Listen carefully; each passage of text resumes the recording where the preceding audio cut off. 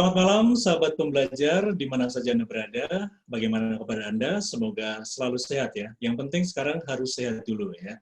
Oke, kita berjumpa kembali di seminar online yang diselenggarakan oleh Indonesia Belajar. Kita tahu bahwa Indonesia Belajar adalah sebuah media untuk belajar yang berisi motivasi, inspirasi, dan pengetahuan dari para narasumber terbaik Indonesia. Indonesia Belajar hadir dalam platform mobile aplikasi yang bisa Anda download di Google Play Store dan Apple App Store, dan Anda juga bisa klik website kami di indonesiabelajar.id. Baik, sahabat pembelajar, seminar online pada malam hari ini, seperti biasa di hari Rabu malam jam 7, dan edisi spesial malam hari ini kita agak injury time-nya kita siapkan sampai jam 20.15 ya.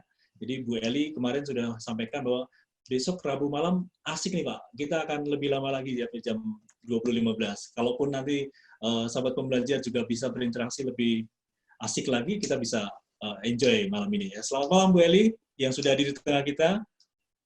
Selamat malam Pak. Iya. Bagaimana kabarnya Bu Eli? Kabar saya luar biasa Pak. Luar Masih biasa. di kampung. Masih di kampung. Iya, kita semua lagi pulang kampung. Oke, sahabat pembelajar, Bu Eli ini adalah seorang life coach yang seringkali membantu banyak kliennya untuk keluar dari permasalahannya, ya, membantu untuk mengarahkan keluar ya. Kalau life coach seperti itu Bu ya. Bu, kalau sukanya pasti banyak ya. Kalau dukanya ini apa Bu? Kalau life coach ini Bu? Halo Bu Eli. Halo Bu Eli. Oke. Nggak ada dukanya berarti Pak. Nggak ada dukanya. Langsung please ya Bu Eli. Oke, Bu Eli semoga bisa nyambung lagi. Halo Bu Eli. Suara saya nggak kedengaran ya Pak? Iya, tadi ada freeze Bu. Halo? Halo, udah Bu. Tadi saya tanya dukanya teman-teman apa? Agak putus-putus sih Bu. Halo? Oke. Halo Bu Eli. Oke, sambil nunggu koneksi lagi ke Bu Eli, tadi saya sempat menanyakan Bu Eli bagaimana sih menjadi life coach dengan dukanya. Kalau sukanya, waktu itu pernah saya tanya bahwa Bu Eli ini adalah life coach yang kalau sukanya ya klien yang dibantu bisa keluar dan happy lah istilahnya, happy ending gitu ya. Seperti tadi sebelum kita mulai, Bu Ewi juga ada happy ending ya Bu Ewi ya. Oke. Dan malam hari ini kita akan membahas mengenai tantangan menjadi orang tua di zaman milenial atau zaman vlogger ya. Jadi karena teknologi yang perkembangannya luar biasa pesat, seringkali memang kita sebagai orang tua terbawa dalam situasi-situasi digital ya. Seperti yang akan diangkat atau dibahas oleh Ibu Eli pada malam hari ini mengenai tantangan menjadi orang tua di zaman milenial, zaman vlogger. Halo Bu Eli, udah nyambung lagi? Saya kembali Pak. Maaf, pendengaran kesalahan bukan pada penglihatan dan pendengaran Anda, tapi pada sinyal wifi saya. Oke. Ini saya deg-degan juga nih kalau Bu Eli nggak bisa nyambung gimana. Saya harus membawakan sendiri. Betul, Pak. Bu Eli, tadi saya sudah sampaikan ke sahabat pembelajar bahwa malam hari ini kita akan mengangkat tema mengenai tantangan menjadi orang tua di zaman milenial atau zaman vlogger. Tadi sebelum kita terputus, saya sempat tanya, jadi life coach ini dukanya apa? Kalau senangnya kan kalau kita bantu klien happy ending gitu ya, seperti gue tadi kan ada cerita kayaknya dibalik ke happy endingannya gitu. Dukanya apa nih Bu, kalau kita pengen tahu life coach itu? Lebih pada tantangan sih Pak. Tantangannya itu ketika kliennya kita itu yang pertama tidak punya kemampuan. Kalau coaching itu kan orang itu satu dia harus punya motivasi, yang kedua dia harus punya kemampuan. Kalau misalnya kita lihat kuadran coaching itu tidak semua orang bisa di coaching. Ketika orang ini belum punya skill-nya, maka tantangannya adalah kita harus ngajarin skill-nya. Saya harus meletakkan ilmu coaching-nya dan saya berubah menjadi seorang trainer untuk ngajarin ilmunya dulu nih. Nah, sedangkan mengajarkan ilmu itu adalah tekniknya berbeda dan akan lebih take time. Yang kedua, ketika menjadi seorang coach, saya juga harus menjadi seorang motivator. Kalau dia motivasinya kurang, biasanya kalau disuruhnya itu oleh orang tuanya. Saya banyak sekali klien anak-anak remaja dan orang tua, di mana yang jadi klien saya adalah anaknya, tapi yang mau coaching adalah orang tuanya. Nah, tantangannya itu di sesi-sesi awal bagaimana membuat anak ini mau di coaching atau punya kepercayaan terhadap saya sebagai coach-nya. Itu tantangannya buat saya, Pak. Ya, jadi dukanya tantangan ya Bu ya, seperti judul malam Iya. ini ya, tantangan juga menjadi orang tua. Oke, sebelum dilanjut ya Bu Eli, saya akan ingatkan untuk sahabat pembelajar yang ingin nanti sharing, bertanya atau apapun, Anda bisa langsung chat aja di Zoom grup chat yang sudah disediakan di Zoom, atau nanti kita bisa berinteraksi, silakan buka mic, langsung raise hand, langsung buka, langsung berinteraksi sama Bu Eli ya. Oke, Bu Eli, silakan. Apa yang kita mau bahas di malam hari ini menjadi tantangan menjadi orang tua di zaman milenial ini? Iya, selamat malam semuanya. Ini sebagian besar saya juga sudah kenal ya. Thank you untuk malam ini ada di sini juga. Kita saling sharing. Jadi malam ini saya sebenarnya lebih banyak mengundang teman-teman, Bapak Ibu, untuk sharing. Saya mungkin tidak semua sudah nonton video. Sebagian teman-teman yang di sini itu sudah ada di grup. Sudah ada di grup apa? Jadi kami membuat grup dibantu oleh admin, Mbak Endah ada di sini ya. Teman-teman yang pernah ikut acara Rabu malam ini yang bersedia akan dimasukkan ke grup. Tujuannya adalah untuk mendapatkan informasi apapun setiap Selasa atau Senin akan diposting. Rabu ini topiknya apa dan segala macamnya. Nah, ke depan kita akan minta kerjasamanya untuk mendaftar, mungkin untuk menghitung jumlah orangnya, karena kan tempatnya terbatas sebenarnya. Nah, di grup itu kemarin saya meletakkan video. Video ini adalah video dari seorang anak yang mewakili, dia mungkin mewakili teman-teman seumurnya untuk mencurahkan isi hatinya. Nah, ternyata tanggapannya tidak semua orang, ada sebagian orang tua yang bilang, wah ini anak ini oke, berani. Ada yang appreciate, tetapi tidak sedikit juga orang tua yang marah dengan apa yang dilakukan oleh anak ini gitu. Nah, videonya apa? Mungkin tidak semua lihat. Saya akan minta bantuan Indonesia Belajar untuk puterin 1 atau 2 video karena videonya banyak ya. Nah, nanti kalau misalnya mau melihat lebih banyak bisa masuk ke TikTok-nya anak ini. Atau nanti kalau memang mau bisa minta dikirimi oleh Mbak Endah. Kita di grup aja. Nah, teman-teman, sebelum saya melanjutkan sharing, kalau misalnya mau komen nih tentang video, boleh di chat ya. Saya juga saya ingin dapat pendapat dari teman-teman. Setelah melihat video itu, kira-kira apa yang dirasakan, apa yang dipikirkan, apa yang dikhawatirkan. Saya perlu komennya dari teman-teman. Karena justru kan itu kan yang menunjukkan apa sih yang dirasakan oleh orang tua, dipikirkan oleh orang tua, dibayangkan, dikhawatirkan ketika melihat video ini. Karena kenapa? Anak ini followernya 700.000. Nah, jadi termasuk ketika saya men-sharingkan ke beberapa grup, ternyata banyak anak yang tahu, dan waktu saya juga survei kecil-kecilan di keluarga saya tunjukin ke keponakan dan segala macam gitu ya. Dia tahu, oh saya tahu, dia cukup terkenal gitu. Nah, ternyata tahu gitu maksudnya. Kemudian teman-teman saya juga tahu yang punya anak remaja, ya ini memang artisnya TikTok gitu, ini memang vlogger. Jadi anak ini cukup terkenal gitu. Nah, sebenarnya ketika saya melihat itu sendiri, saya dalam hati tersenyum dalam arti begini, apa yang anak ini bicarakan, itu yang sering juga saya omongkan kepada orang tua ketika melakukan workshop parenting. Bagaimana memahami perasaan anak. Tetapi ketika itu dilakukan oleh seorang anak, jadi posisinya berbeda. Karena ini dengan gaya bicara dan ngomongnya berbeda. Jadi memang masuk akal ketika beberapa teman saya yang orang tua juga punya kekhawatiran dan mengungkapkan kemarahannya. Wah, anak ini kurang ajar, memberikan ini negatif dan segala macam, pengaruh negatif. Nah, itu karena kita khawatir kan, khawatir terhadap pengaruh yang tidak baik terhadap anak kita. Nah, yang mau dibahas malam ini adalah gimana sih sebagai orang tua, saya tidak mau bahas anak itu, karena sebenarnya mungkin akan muncul anak yang lain, si A, si B, si C, bahkan mungkin anaknya kita sendiri gitu ya, yang tiba-tiba jadi vlogger, terus ngomongin perasaannya di era online ini, hampir semua orang bisa mengungkapkan apapun di online dan orang lain bisa lihat. Dan prihatinnya, orang-orang, terutama masyarakat, saya nggak tahu ya di budayanya Indonesia ini, hal-hal yang misalnya konyol, hal-hal yang misalnya itu tidak membawa nilai edukatif, itu jauh lebih diminati daripada hal-hal yang edukatif. Itu memang sudah kenyataannya gitu. Saya juga beberapa kali dikirimin oleh teman, lihat nih, kayak gini gila loh pengikutnya sampai jutaan. Itu saya lupa namanya ya, karena saya tidak mengikuti TikTok itu. Tapi saya ingat postingannya adalah seorang perempuan yang badannya tidak ideal, maksudnya badannya besar gitu, karena dia pernah sebentar muncul di kalangan artis, kemudian pengikutnya banyak. Nah, di episode itu adalah episode di mana dia nangis kepengen pentol bakso. Itu maksudnya.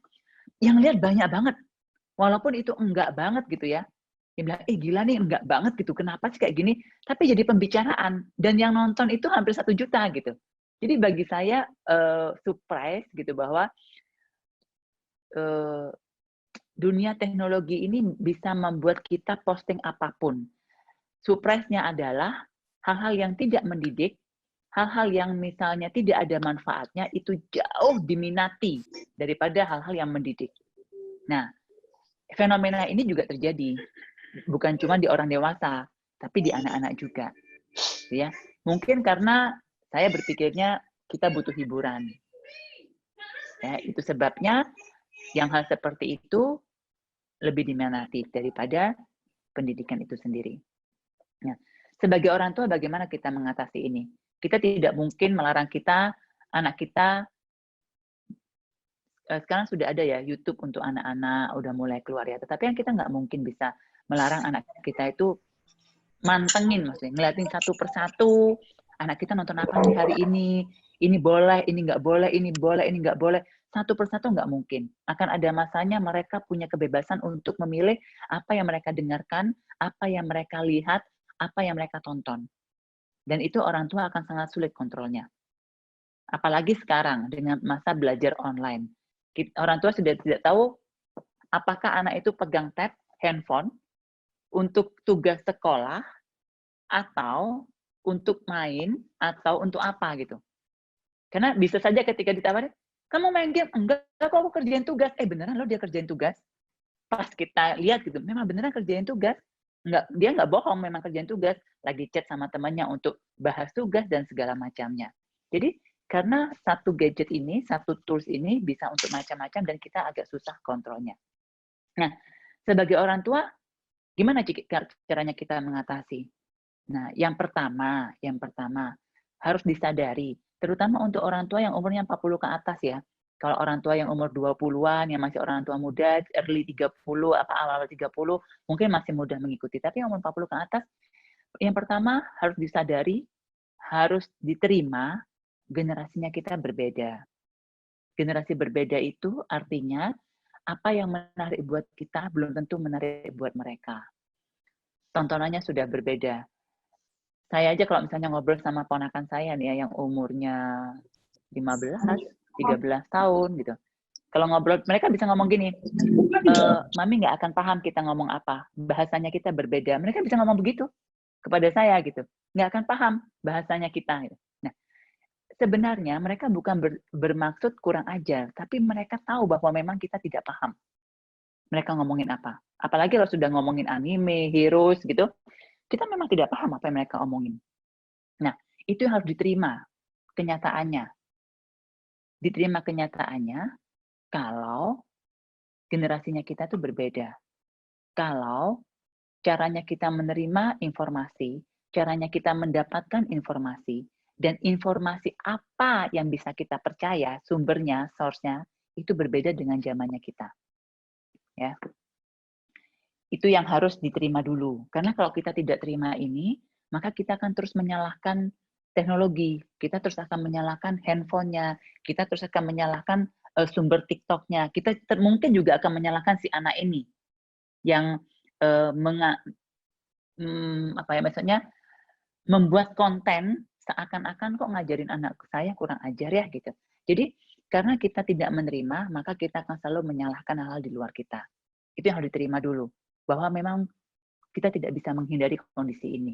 teknologi, sosial media, itu akan jadi sumber yang bahkan mungkin salah satu sumber yang paling bisa dipercaya oleh anak kita. Bukan lagi kita, bukan lagi guru, bukan lagi buku pelajaran. Kan ya? Nah, itu kita harus terima dulu. Sudah berbeda caranya mereka mendapatkan informasi. Tidak lagi mereka peduli itu benar atau salah yang pertama kali diterima. Dulu kita mungkin melihat dulu informasi ini benar atau salah. Tapi kalau anak-anak sekarang mungkin tidak peduli benar atau salah. Siapa dulu yang ngomong nih? Kalau yang ngomong itu adalah favoritnya dia, kebetulan juga adalah salah satu vlogger yang dia suka gitu, ya dia akan percaya aja. Tidak akan mencek dulu apakah yang diomongin itu benar apa salah. Apakah yang diomongin ini patut diikutin atau tidak. Nah, itu kita harus terima dulu. Nah, setelah kita terima, baru kita renungkan. Terus saya bisa apa? Kalau kita tidak bisa mencegah anak kita menghadapi era yang seperti ini. Mau tidak mau, sebagai orang tua, kita harus lebih banyak memberikan informasi kepada anak kita yang menurut kita benar atau mendidik. Kita tidak bisa lagi membiarkan anak kita mendapatkan informasi sendiri. Jadi, kita harus bisa mengimbangi informasi yang dia dapatkan. Jadi, mau tidak mau sebagai orang tua kita harus belajar. Nah, apa yang harus kita imbangi? Kembali lagi, kalau yang ikut topik saya yang sebelumnya orang tua ideal, kita tahu nggak tujuannya kita sebagai orang tua? Saya ini sebagai orang tua, mau membawa anak saya kemana? Mau membawa diri saya kemana? Fokuslah di informasi-informasi itu. Ajaklah anak berdiskusi hal-hal yang membawa dia ke sana. Itu kita banjirin juga. Capek, Bu? Yes. Seperti yang anak itu bilang bahwa di salah satu videonya bahwa ya kalau nggak mau capek jangan punya anak. Karena salah satu resikonya menjadi orang tua dan haknya anak adalah mendapat pendidikan dari orang tuanya. Nah, kalau kita tidak mau mendidik, jangan menyalahkan anak kita kalau yang mendidik adalah sosial media. Nah, ketika cara didiknya kita tidak tepat, itu yang harus kita belajar. Gimana caranya mendidik anak itu dengan tepat. Ya. Dari saya untuk sementara ini dulu, sambil saya mau buka pertanyaan, Pak. Mungkin ada pertanyaan atau pendapat. Sebelum baik, Bu. saya lanjut. Iya. Tadi ketika Bu Eli meminta untuk pendapat tentang video anak tadi, ini ada beberapa yang masuk, Bu, di chat. Bu Inge setuju ini dari sisi anak ya, karena saya bukan orang tua. Kemudian Bu Wewe, reaksi saya, kalau anak ini gantengan dikit, terus nada ngomongnya beda, kayaknya nggak senyolot ini. Oke. Oke, thank you. Terus ada Ibu Luciana, sebetulnya benar juga sih yang dikatakan anak itu, tapi khawatir buat pengaruh buruk buat anak lain. Oke. Terus saya lanjut lagi, Ibu Meliana Dewi, betul orang tua nggak boleh ngomong gitu, pasti anak luka batin dan nggak sedikit orang tua yang begitu. Oke. Terus Bu Wewe lagi, bener atau enggak secara konten nggak pantas sih orang anak ngomong begini, kalau anak saya sudah saya lem mulutnya. Oke. Terus ada Bu Suliko, putus-putus suaranya Bu Eli. Oke, Bu, nanti mungkin ini bisa dari transmitter, bisa dari receiver sih, Bu. Oke ya, nanti mudah-mudahan bisa lancar ya Bu Suli ya. Ada Bu Meliana Dewi, kalau orang tua ngajarnya benar, nggak mungkin anak kita bisa seperti itu. Ciwe. Oke. Terus ada Pak Tomili, jadi anak itu nggak benar. Terus ada juga terakhir Bu Meliana Dewi, anak itu cari sensasi, mungkin juga orang tuanya ngomong gitu ke anak ini. Beragam dong pendapat dari sahabat pembelajar ini. Baru masuk ada Pak Boyke Zulkifli, bisa jadi settingan untuk cari popularitas di TikTok. Di luar itu boleh jadi perenungan orang tua. Meski saya nggak ada pengalaman itu. Oke. Ya, bisa saja. Mungkin anak ini menjadi cari popularitas. Sebenarnya yang mau saya bahas itu bukan tentang anaknya. Kayak yang tadi saya bilang di depan, bisa aja muncul anak kedua, anak ketiga, anak keempat, atau bahkan anak kita sendiri yang akan jadi vlogger gitu ya. Suatu saat bertengkar dengan orang tuanya, terus nge-vlog bahwa, gila lo gini, gitu misalnya. Itu maksudnya. Kita tidak bisa memungkiri, banyak sekali anak yang sekarang itu tidak bisa mengungkapkan isi hatinya, kemudian melakukan hal-hal seperti ini. Bagaimana kita bisa tahu kalau kita masuk ke TikToknya anak ini, yang respon itu anak-anak banyak yang curhat. Orang tua saya begini, orang tua saya begini, orang tua saya begini. Yang bahkan mungkin curhatnya itu orang tuanya bahkan nggak pernah tahu kalau anak itu punya perasaan seperti itu. Saya sebagai seorang life coach, saya sendiri mengalami hal banyak di mana ketika saya mendampingi anak-anak remaja, bahkan orang tuanya tidak tahu kalau anaknya punya perasaan seperti yang anaknya yang bisa ungkapin kepada saya. Nah, pertanyaannya, kenapa anak ini tidak bisa ungkapin kepada orang tuanya? Bukan tidak bisa ungkapin. Dengan segala hormat kepada orang tuanya, karena orang tua itu punya kecenderungan untuk mendidik anak, semangatnya begitu besar, begitu menggebu-gebu. Anak saya harus berhasil. Jadi, keinginan mendidik anak itu begitu menggebu-gebu, anaknya ngomong A, belum selesai, sudah dipotong. Lo nggak boleh, harusnya yang benar begini, begini, begini, begini. Loh, Ma, tapi temanku, lo nggak boleh, temanmu itu salah. Yang benar itu begini, begini, begini. Karena keinginan yang begitu besar dari orang tua untuk mendidik anak. Jadi kadang-kadang sampai lupa memberi kesempatan kepada anak untuk bicara. Atau sampai lupa memberikan kesempatan kepada anak untuk mengungkapkan isi hatinya. Nah, jadi masuk ke sesi yang berikutnya, yang step berikutnya itu adalah ketika kita sudah menerima kondisinya, jadi sebagai orang tua, ketika kita mau didik anak, selain kita membanjiri anak dengan informasi yang bermanfaat untuk anak itu, anak zaman sekarang, saya ngomongnya remaja ya, saya akan pisahkan. Karena kalau anak di bawah umur 7 tahun, or 8 tahun, itu saya mendukung orang tua untuk punya hak 1000% terhadap anak. Mau menentukan anaknya sekolah di mana, mau masuk TK di mana, gitu ya.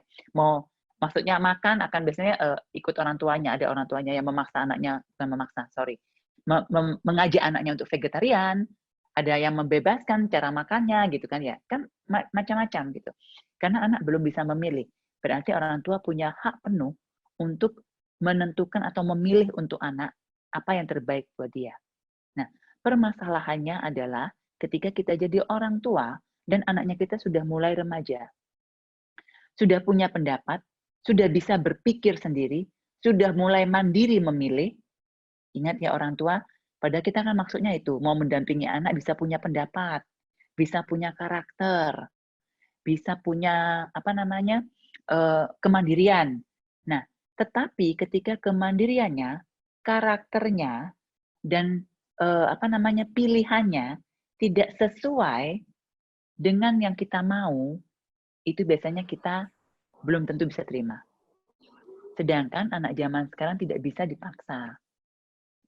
Susah membuat anak zaman sekarang itu memaksa.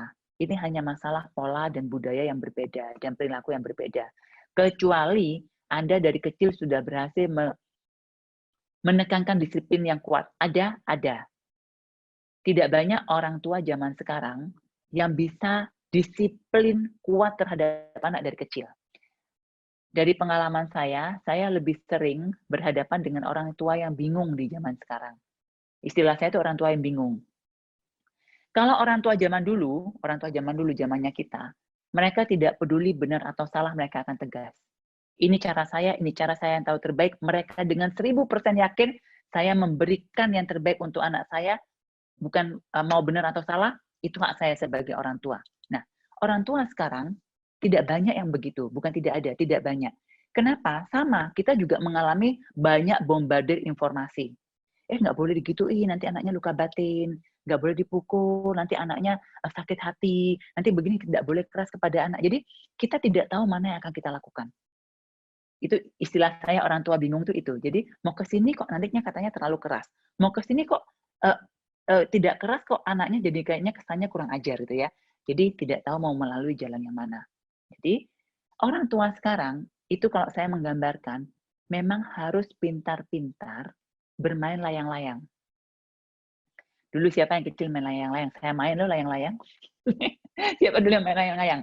Jadi ketika main layang-layang itu, ketika masih belum bisa anaknya mandiri, belum bisa terbang, memang harus dipegangi, ditarik kuat-kuat agar dia bisa naik. Ya kan?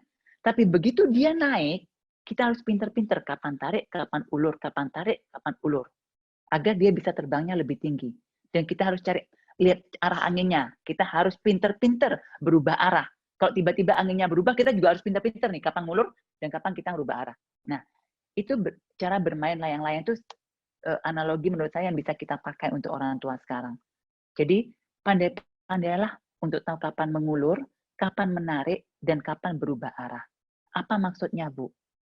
Kapan mengulur, artinya Anda mau dengan hati terbuka, dengan hati tulus, dengan hati penuh cinta, mengakui kelemahan Anda sebagai orang tua. Nak, Mama sudah nggak tahu caranya gimana lagi mau ngomong sama kamu. Mama sayang sama kamu, tapi cara ini Mama tidak setuju. Dan Mama tidak tahu bagaimana caranya kita menemukan kata sepakat. Misalnya seperti itu ya, akan tergantung kasusnya ya.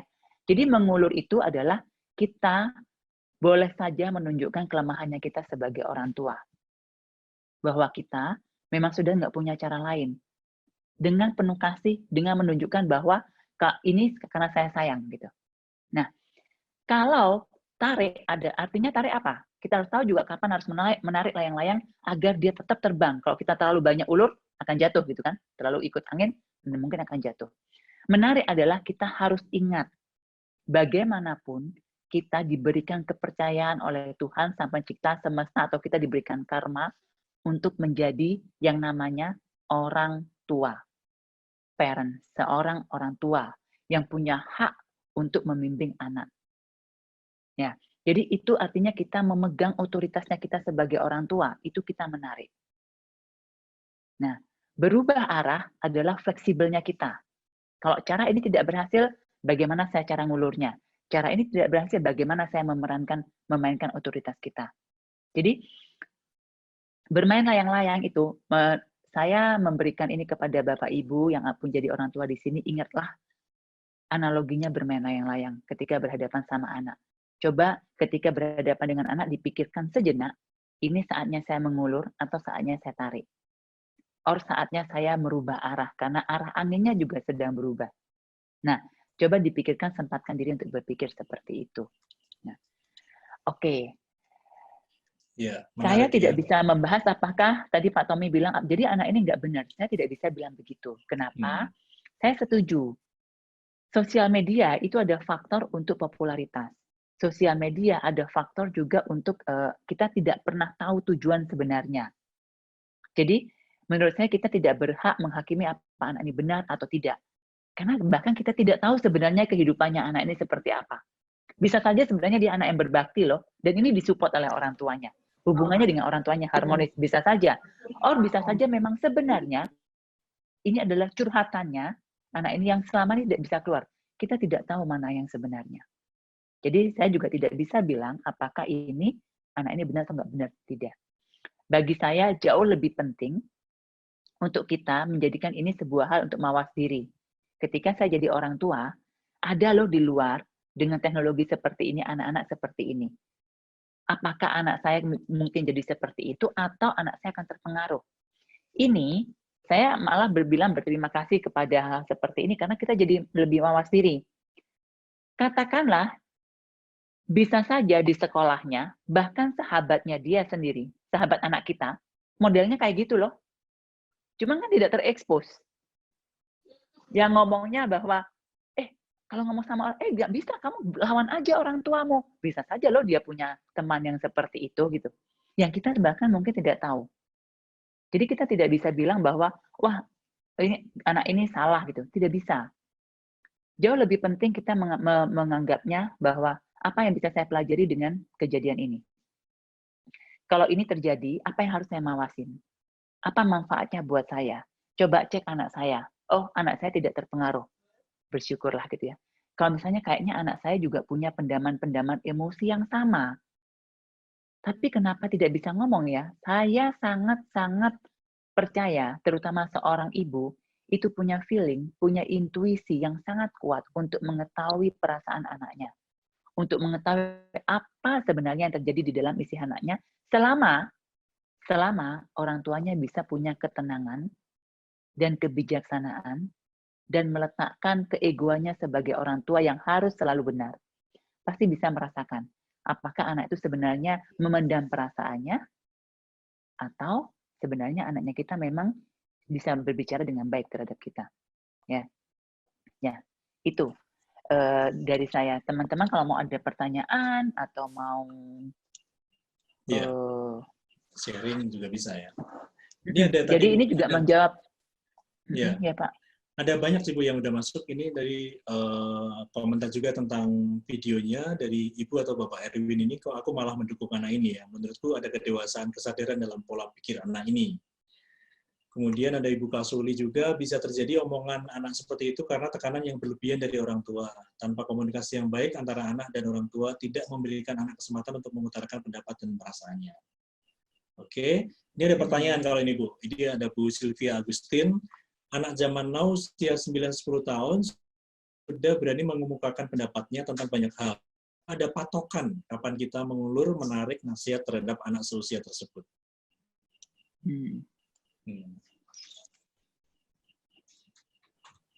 Ya.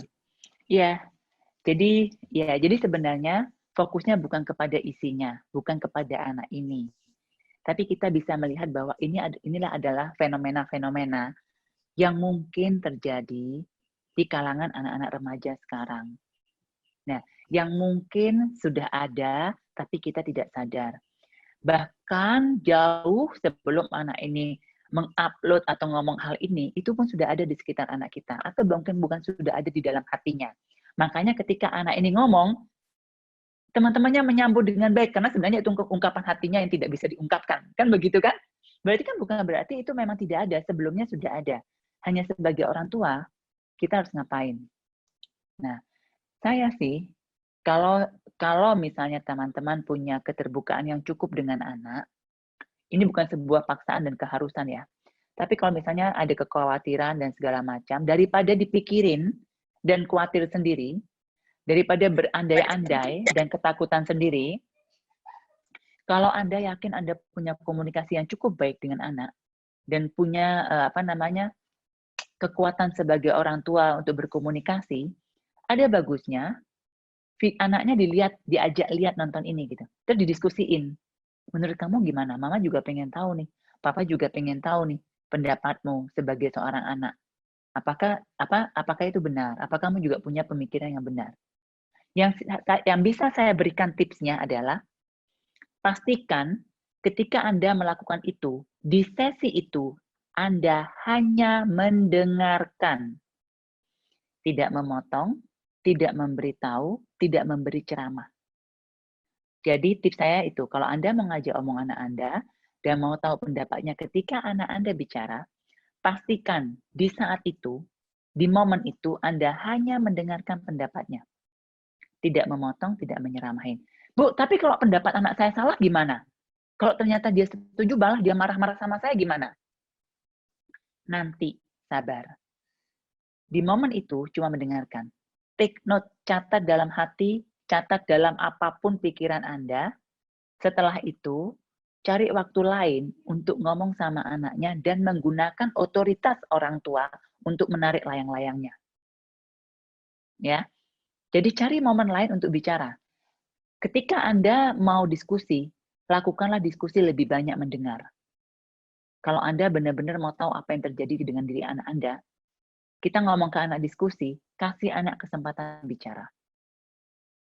Kalau mau ngomongin, kalau mau nasehatin, kalau mau membenarkan anaknya menurut kita, maka cari momen lain. Mau besoknya, mau malamnya, atau mau besok lusanya.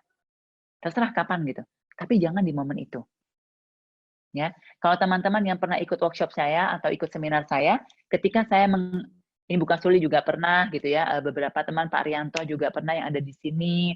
Nah, Vivi juga pernah, beberapa teman yang pernah. Saya ketika mengajarkan tentang tangki cinta, kalau masih ingat saya selalu ngomong begini, ketika mengisi tangki cinta, pastikan hanya mengisi. Jangan dikasih embel-embel menasehati, membenarkan, memberikan petunjuk. No, isi. Hanya mengisi. Karena ketika kita sedang mengisi, kemudian kita patahkan dengan nasihat atau petunjuk dan petuah lainnya, maka kita tidak jadi mengisi.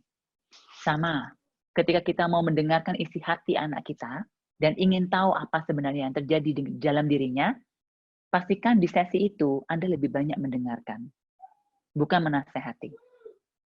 Gitu. Ya. Semoga background suara saya di sini tidak masuk ya, karena ada satu anak kecil yang tidak mau keluar dari ruangan saya gitu ya, tapi dia asik sendiri dan ya begitulah. Semoga tidak terdengar.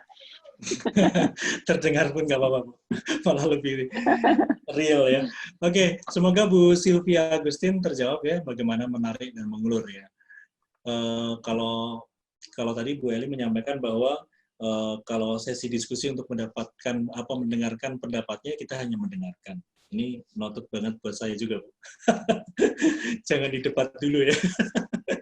Oke, Bu Eli, kita tunggu juga untuk sahabat pembelajar yang lain. Kalau Anda ingin bertanya, silakan. Atau buka mic langsung juga bisa. Kita diskusi, bisa sharing juga, bisa tanya-tanya ya, Bu Eli. Ya. Oke, ini ada satu lagi yang udah nulis banyak banget nih, dari ibu atau bapak nih, puri@gmail.com. Maaf, saya bacakan Bu ya. Maaf nanti kalau bisa lihat TikToknya Hao, karena dia tidak ada tekanan dari orang tua. Hao salah satu anak muda sukses. Hao salah satu di antara sekian banyak anak yang kritis dan bisa mengungkapkan pendapatnya. Untuknya, orang tua Hao bisa menerima pendapatnya dan ungkapan perasaannya. Tidak seperti kebanyakan orang tua yang memberikan rasa takut buat anaknya dalam mengungkapkan perasaan. Thank you puri@gmail.com pendapatnya. sebenarnya udah ya. Oke, terima kasih. Terus ada Bu Wewe lagi. Saya setuju untuk tidak mengambil konklusi anak ini benar atau enggak, karena terlalu banyak kondisi yang kita tidak ketahui. Ya kita harus cari tahu ya, biar tahu benar apakah memang seperti yang disampaikan oleh puri@gmail.com atau tidak. Oke, kita bisa klarifikasi. Ya, seperti yang tadi kita bicarakan Pak ya. Jadi ini poinnya memberikan contoh, bukan kita membahas tentang isinya atau membahas tentang anaknya, bukan. Tapi lebih pada ini kita mengambil aja fenomenanya. Oh ternyata anak-anak itu bisa juga punya perasaan seperti itu. Dan saat ini dengan masa teknologi yang begitu canggih, yang bisa mendapatkan informasi dari mana aja, nah ternyata anak-anak ini bisa punya tempat untuk mengungkapkan perasaannya lebih bebas. Nah, bagaimana dengan anak kita? Bagaimana dengan anak saya?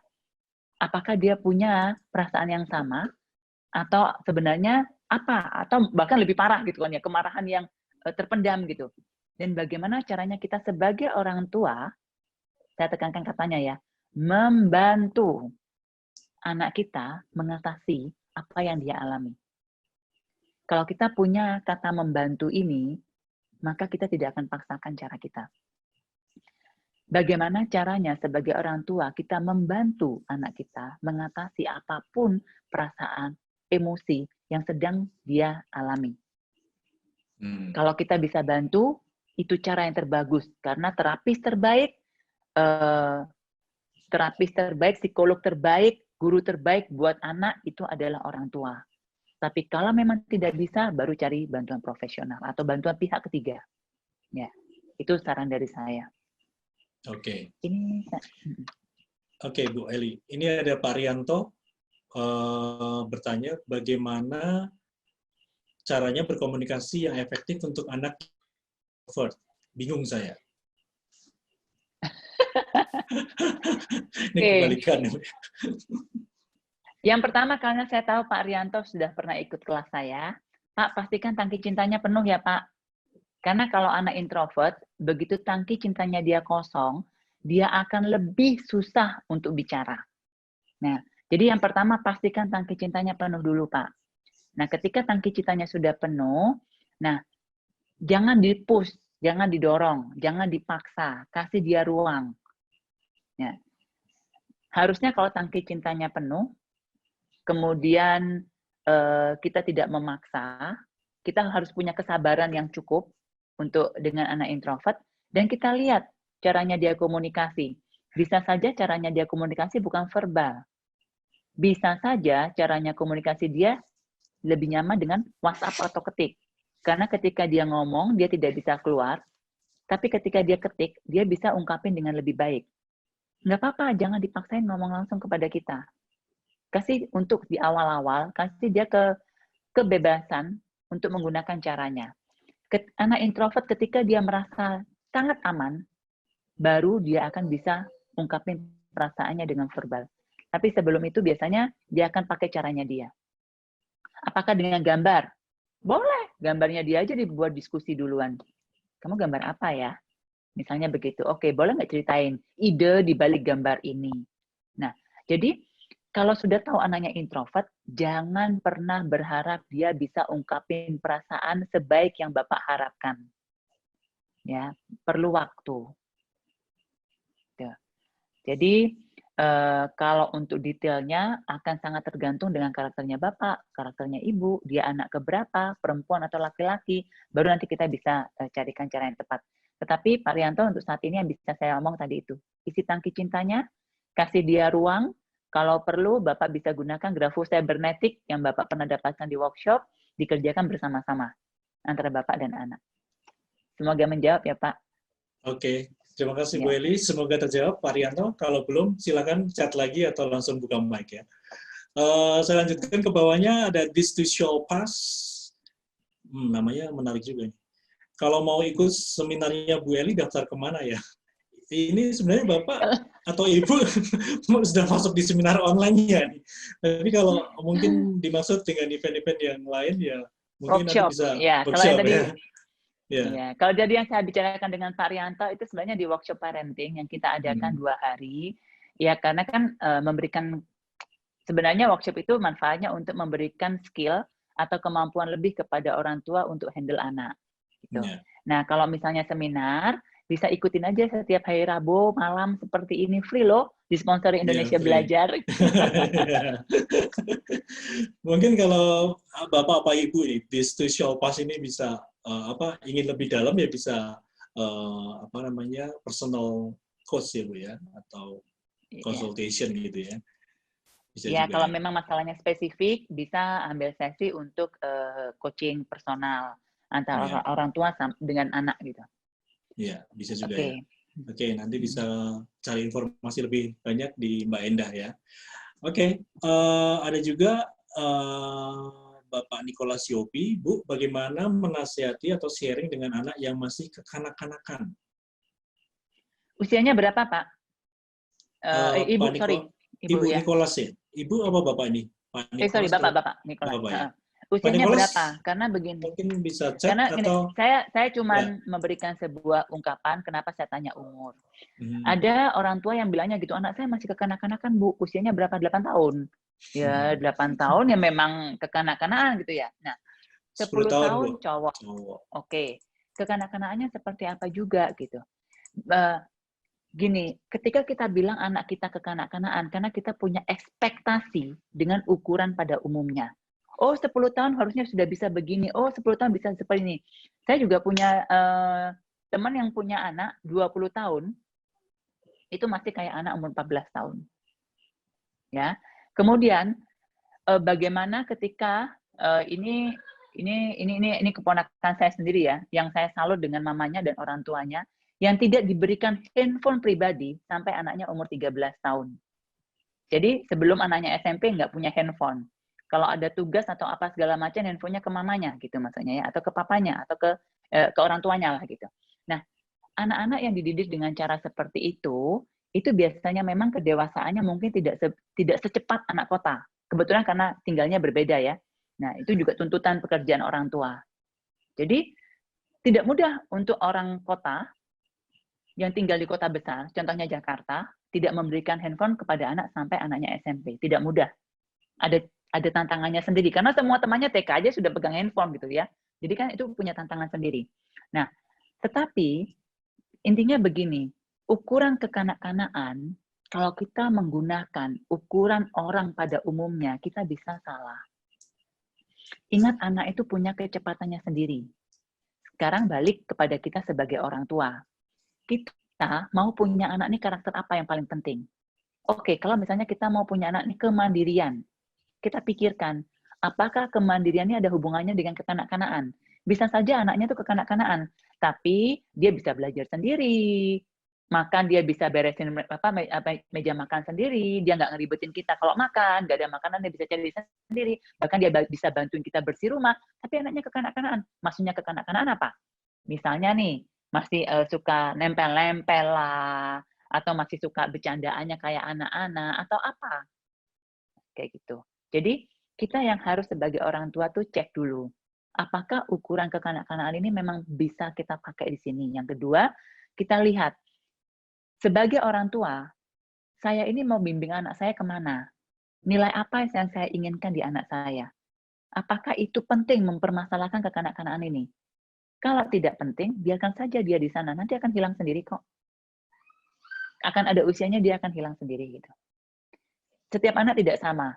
Memang ada ukurannya. Oh, bisa belajar jalan umur sekian. Bisa bicara umur sekian. Bagaimana kalau anak kita telat bicara? Tidak apa-apa. Bagaimana kalau, bahkan saya bilang, bagaimana kalau anak saya tinggal kelas, Bu? Tidak apa-apa. Karena tinggal kelas 1 tahun, 2 tahun tidak menentukan dia apakah jadi orang sukses atau tidak di masa depan. Apakah dia akan jadi orang yang bahagia atau tidak di masa depan. Seberapa banyak orang di lingkungannya kita, teman-teman kita sendiri, yang mungkin tidak naik kelas tapi lebih sukses daripada kita. Atau teman-teman kita dulu sekolah sendiri, yang mungkin drop out dari sekolah, sekarang dia jadi, dan nakalnya minta ampun, kemudian sekarang jadi pemuka agama, jadi pendeta, atau jadi apa gitu ya. Jadi, jangan terlalu khawatir terhadap satu hal yang akan mempengaruhi masa depan anak kita semuanya. Satu hal, satu kejadian, jangan dikhawatirkan. Kita sebagai orang tua lebih baik fokus kepada apa yang mau kita bekali terhadap anak kita.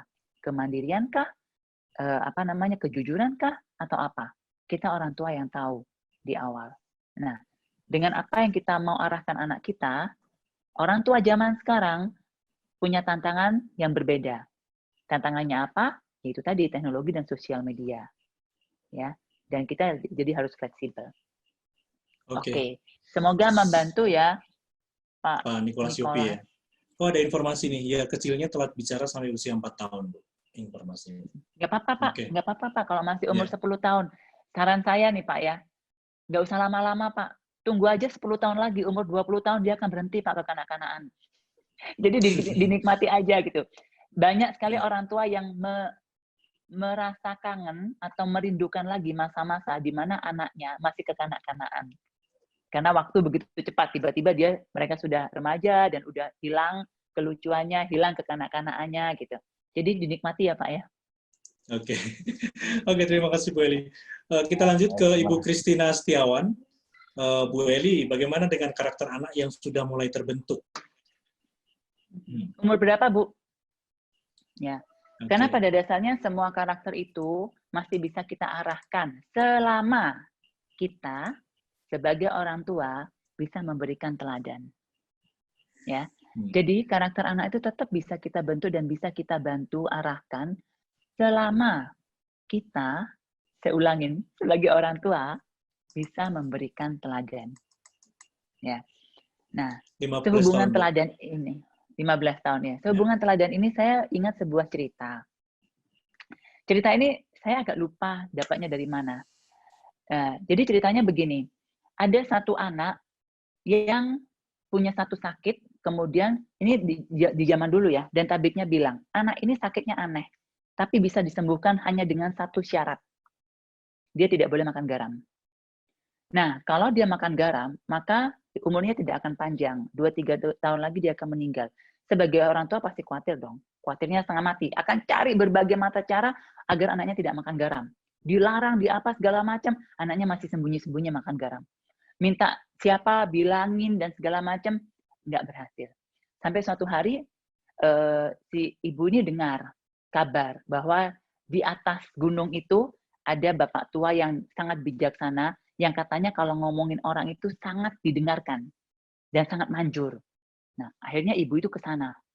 Minta nasihat bagaimana caranya membuat anaknya tidak makan garam demi kebaikan anaknya. Boleh nggak anaknya dibawa ke sini? Terus bapak tua ini bilang gini, diam dulu. Boleh. Bawa anaknya ke sini 3 minggu lagi ya. Jangan sekarang. Nah, karena ini sudah hampir 1 tahun dan tidak berhasil orang tuanya, jadi ya menunggu 3 minggu juga nggak apa-apa. Akhirnya singkat cerita 3 minggu kemudian baru dibawa ke sana. Ibunya tidak tahu apa yang terjadi.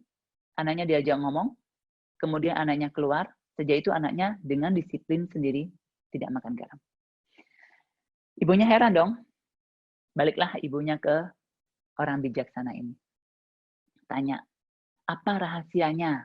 Apa yang kamu omongin kepada anak saya, Bapak omong kepada anak saya, sampai anak saya begitu nurut? Saya ngomong sama seperti yang Ibu ngomongin, bahwa dia punya sakit, bahwa garam tidak baik dan harus berhenti garam. Hanya satu yang membedakan. Kenapa saya minta ibu ke sini 3 minggu lagi?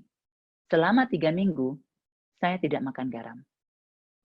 Saya tahu bagaimana perasaan anaknya, saya tahu bagaimana sulitnya, saya tahu kira-kira tantangan apa yang dia hadapi, dan bagaimana mengatasi perasaan yang timbul, dan bagaimana mengatasi tantangan yang muncul di lingkungan. Intinya adalah memberikan teladan.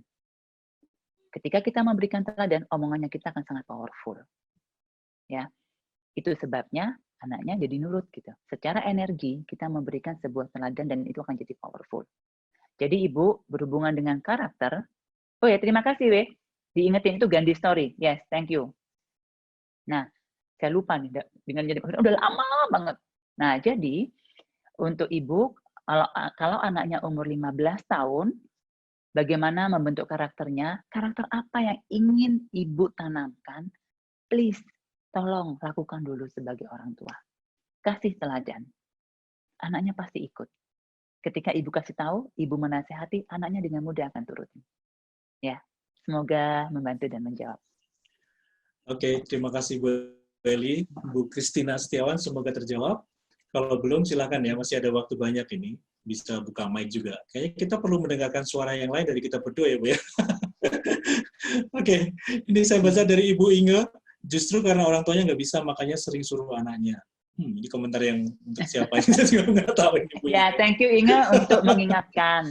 Okay. Thank you Inge untuk mengingatkan. Ya, memang salah satu tantangan buat orang tua yang harus disadari adalah tanpa disadarin. Bukan orang tua dengan sengaja. Tanpa disadari orang tua tuh seringkali menjadikan anak sebagai pemenuhan obsesinya. Ya. Jadi misalnya ingin sukses sebagai pembicara gitu, bicara di depan umum atau tampil di atas panggung dapat piala banyak, dulu tidak punya kesempatan. Jadi anaknya yang didorong. Saya bilang bukan salah ya, bukan salah. Bisa saja dengan dorongannya kita, anak kita tuh berhasil loh, karena memang dia punya bakat di sana. Jadi jangan khawatir, tidak ada salahnya anak Anda memaksa anak, mendorong anak Anda ketika dia masih kecil. Yang perlu diperhatikan adalah tolong satu aware, apakah anak kita memang punya kemampuan di sana. Contohnya, saya akan ambil contohnya dari Pak Rianto yang Palembang, Pak. Sudah tahu nih anaknya introvert tuh, dipaksa maju panggung, ikut fashion show, ikut nyanyi segala macam, anaknya mungkin bisa stres Pak. Gitu kan? Jadi kita udah tahu kan karakter anaknya. Kalau memang anaknya mau sendiri kita dukung. Tapi kalau anaknya masih bingung, tidak tahu mau ngapain, kita cobain banyak. Cobain A, cobain B, cobain C, mana yang dia mau? Bu, saya cobain sudah banyak, Bu. Semua nggak ada yang berhasil. Biasanya saya tanya, berapa yang dicoba? Bisa saja cuma 5. Padahal mungkin kita bisa coba 100. Ya. Jadi, kalau misalnya, thank you Inga untuk diingatkan. Karena sebenarnya orang tua bukan sengaja melakukannya. Orang tua akan berpikir itu untuk kebaikan anaknya. Ini diperlukan kedewasaan dan keberanian untuk mengakui kejujurannya orang tua. Tidak perlu diungkapkan di sini gitu ya, tapi orang tua sendiri yang tahu bahwa oh ini ternyata obsesi saya, anak saya tidak punya kemampuan itu. Oke, kita arahkan kemana? Iya, baik. Terima kasih Bu Eli. Bu Christina mau respon lagi, thank you Bu Eli. Balik lagi orang tuanya yang harus introspeksi ya. Okay. Tadi Bu Eli pas cerita tentang keteladanan, itu pas Teh Vigo berkomentar mantap, kemudian ada CMS Digital, terpesona mendengarkan cerita Bu Eli ya. Oke, thank you. Terus ada Bu Elsia ini yang bertanya nih, sebagaimana pendapat Bu Eli tadi bahwa anak yang drop out, tidak naik kelas atau nakal menjadi sukses waktu besarnya. Jadi, apa langkah yang harus diambil terhadap anak tersebut di masa itu? Oke. Satu, Bu Elsie ya, tolong direnungkan. Bagi ibu, orang tua adalah apa? Jadi kalau misalnya saya bertanya dan dijawab dengan cepat, orang tua adalah apa yang muncul pertama kali? Anak adalah apa yang muncul pertama kali? Karena itu sangat menentukan bagaimana ibu akan bersikap terhadap anak. Itu satu dulu. Tidak ada yang salah, tidak ada yang tidak baik. Ini hanya untuk membawa kita menyadari apa yang mendasari perilaku kita di awal ini. Oh, ternyata saya punya punya memperlakukan anak saya seperti itu ternyata karena saya punya pemahaman anak adalah investasi. Itu sebabnya ketika anak saya coba kursus ini nggak berhasil, saya nggak terima gitu. Udah mahal-mahal kursusin putus tengah jalan gitu. Nah, kadang-kadang kita tidak sadar apa yang membuat kita punya pola pikir seperti itu. Nah, maka pemahaman orang tua adalah tolong diisi, anak adalah tolong diisi. Anda yang jujur. Kejujuran sangat diperlukan karena itu hanya untuk diri Anda, untuk membantu diri Anda, bukan untuk saya. Ya, hanya untuk mengetahui apa yang mendasari kita berperilaku seperti itu. Satu itu dulu. Jadi kita tahu nih apa yang mendasari kita. Nah, dan mendasari anak kita. Yang kedua, anaknya drop out tidak naik. Apa yang perlu kita lakukan di saat itu? Kalau memang anaknya tidak mampu di akademis, artinya dia bisa tidak pede, tolong bantu dia pede di aspek yang lain. Jangan-jangan dia bagusnya di bahasa, jangan-jangan dia bagusnya di nyanyi, jangan-jangan dia bagusnya di gambar, jangan-jangan dia bagusnya di olahraga, bisa jadi juara renang, juara lari coachingnya sama Pak Stevi gitu ya. Jadi apa aja anak ini yang bisa pede, jauh lebih pede, bahwa dia mampu, saya cuma bisa menyarankan pastikan dia menjadi yang terbaik di sana. Karena itu secara tidak langsung akan membawa anak ini pede juga di pelajaran. Ya. Jadi itu salah satu tipsnya. Cari anaknya bakatnya apa dan support anaknya di sana, pastikan dia punya mengeluarkan kemampuannya yang terbaik, punya prestasi di sana agar dia lebih pede dengan dirinya. Satu itu yang bisa dilakukan. Itu kan untuk anak. Sekarang untuk kita nih sebagai orang tua. Pastikan di masa itu Anda paham bahwa itu pun tidak enak buat anak Anda. Itu pun tidak menyenangkan buat anak Anda. Itu pun memalukan buat dia. Tidak ada anak yang mau drop out, tidak ada anak yang mau tidak naik kelas. Gitu ya. Nah, itu dulu yang dipahami. Terus kedua, dampingi anak ini. Artinya anak ini butuh bantuan. Ketika kita mendampingi, saya hanya bisa memberikan tips atau saran. Pastikan Anda tidak kehilangan cinta Anda terhadap anak, tidak kehilangan ketulusan Anda untuk mendampingi anak, tidak kehilangan kebaikan Anda. Kebaikan ini hubungannya nanti dengan agamanya masing-masing. Misalnya di Kristen, jangan sampai Anda kehilangan 9 buah roh yang seharusnya Anda hasilkan sebagai seorang manusia. Nah, saya yakin di Muslim juga ada yang begitu, Meme, dia sudah mulai kegirangan, dia terekspresi melihat film dan buku. Nah, jadi saya kembali, pastikan Anda tidak kehilangan nilai-nilai baik yang harus Anda miliki sebagai seorang manusia, bukan hanya sebagai orang tua, sebagai seorang manusia, sesuai nilai-nilai agamanya masing-masing. Ya, kalau misalnya yang saya tahu, yang saya pahami kan di Kristen 9 buah roh, atau kalau di agama Buddhis, agama Hindu, pastikan Anda selalu menciptakan karma baik, jangan buat kamar buruk gitu. Karena anak ini kan hanya pemicu, tapi bagaimana kita bereaksi, itu adalah tanggung jawab kita sebagai orang tua dan sebagai manusia. Nah, itu caranya kita mendampingin anak. Semoga menjawab ya Ibu Elsia. Ya, semoga terjawab Bu Elsia. Tadi ketika Bu Eli bertanya, apakah anak itu orang tua adalah, ini Pak Rianto langsung ngetik ini, anak adalah anugerah, orang tua adalah pembimbing. Ini salah satu contoh ya, mungkin tadi Ibu Eli bertanya, langsung ditulis Bu Pak Rianto. Saya lanjut ya Bu, ada pertanyaan dari CMS Digital, Bu Eli, saya masih belum bisa menemukan solusi mengalihkan perhatian anak pertama saya yang sekarang masa pandemik, senang banget nonton drakor, drama Korea ya, menghabiskan waktu, mengidolakan artis Korea. Tapi positifnya sampai anak saya mulai ngerti bahasa Korea. Bagus, Ibu atau Bapak nih ya. Iya. Artinya, yang pertama, Anda sekarang punya topik yang menarik untuk dibicarakan dengan anak. Kalau dia tahu bahwa dia punya idola artis Korea, cari tahu tentang artis ini. Kalau misalnya dia penyanyi dan ada konser, nonton konsernya bareng. Kalau ada filmnya, lihat filmnya, diskusikan filmnya. Jadi Anda sudah tahu bahwa Anda punya bahan untuk berdiskusi dengan anak. Dari sana, kita akan lebih kenal, jauh lebih kenal karakter anak kita. Kita akan lebih kenal emosinya anak kita. Bagaimana dia mengungkapkan, apa pendapatnya dia, bisa dimulai dengan hal-hal seperti ini. Ya, karena anak zaman sekarang, anak remaja, kita tidak bisa meletakkan mereka itu sebagai seorang anak yang akan dididik dengan penuh kekerasan. Kita meletakkan anak ini sebagai teman diskusi, tapi jangan lupa bahwa kita juga punya peran orang tua untuk membimbing mereka, untuk mendidik mereka. Ya, jadi kalau misalnya belum menemukan solusi mengalihkan perhatian anak pertama, yang saran saya malah luangkan waktu untuk nonton bersama, Bu.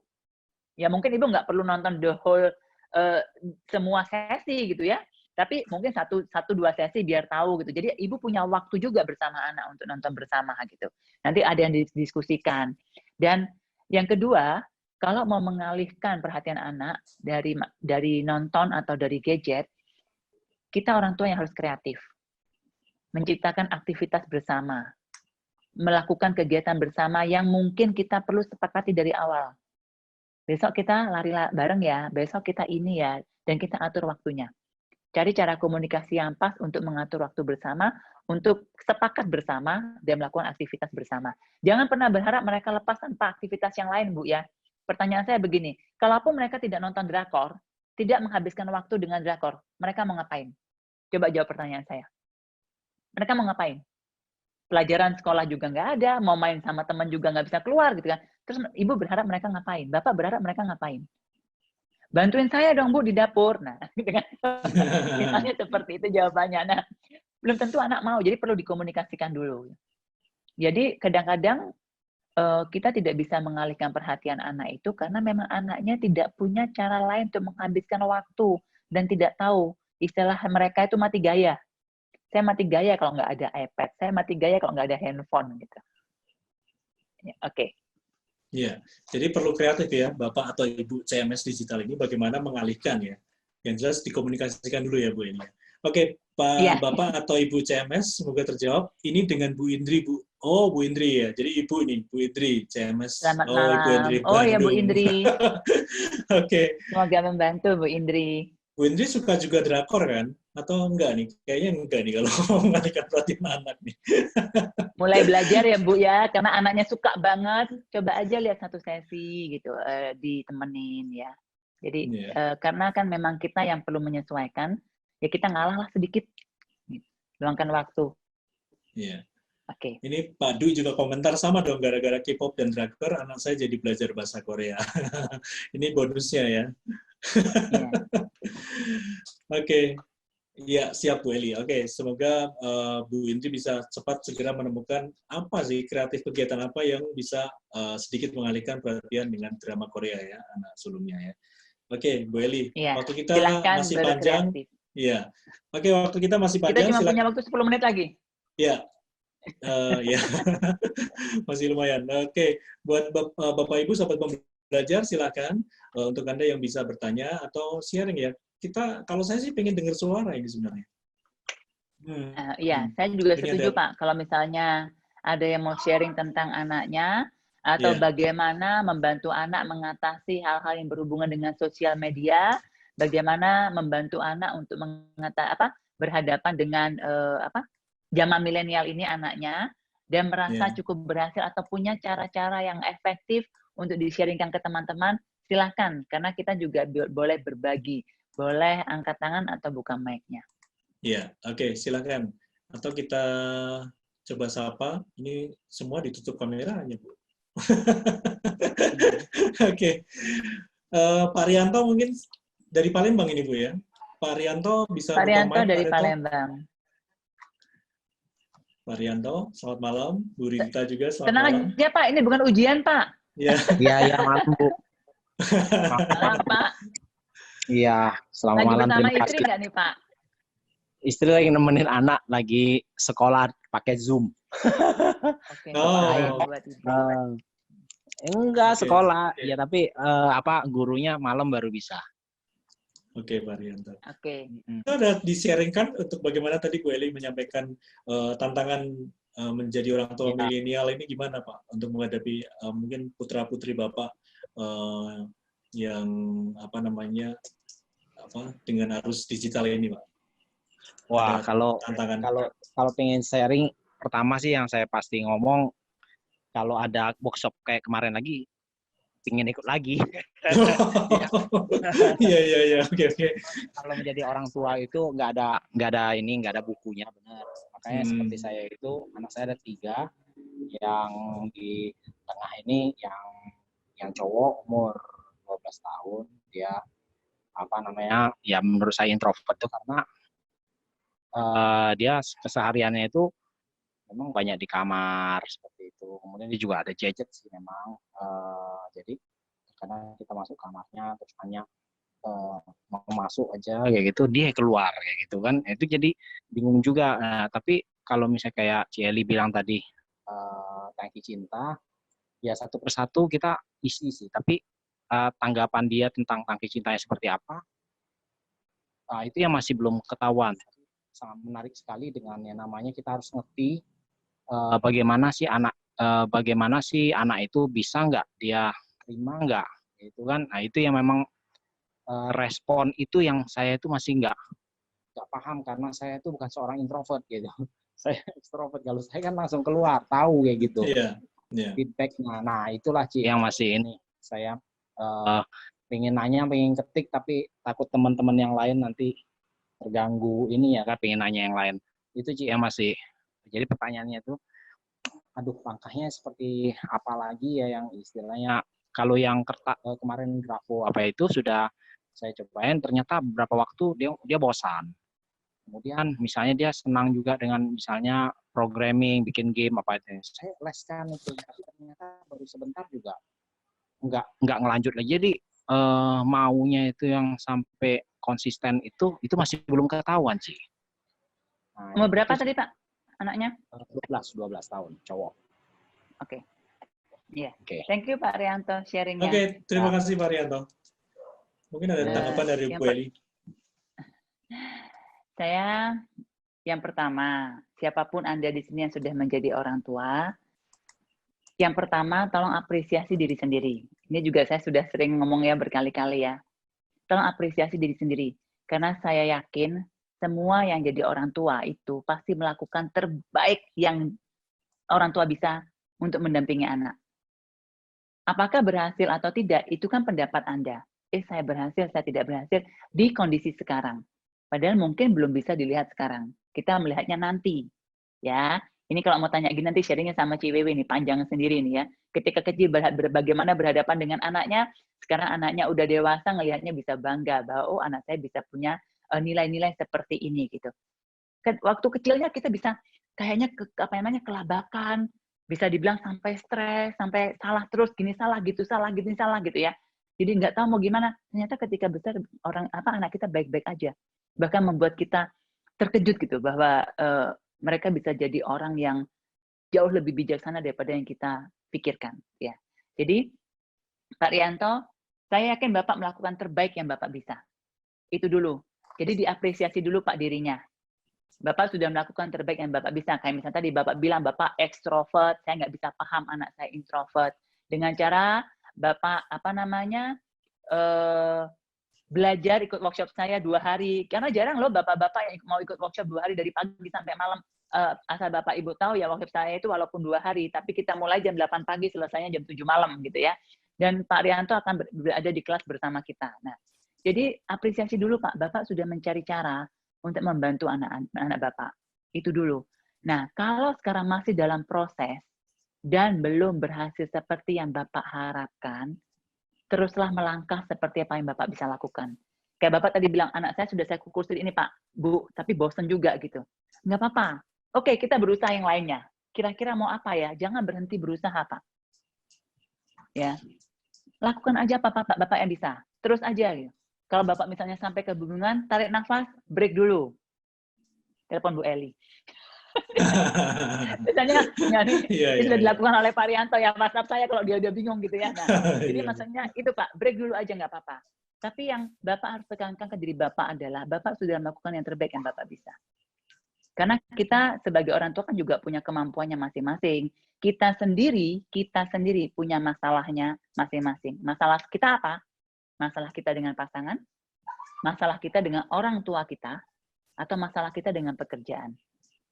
Nah, jadi menjadi seorang tua itu memang harus jadi Superman.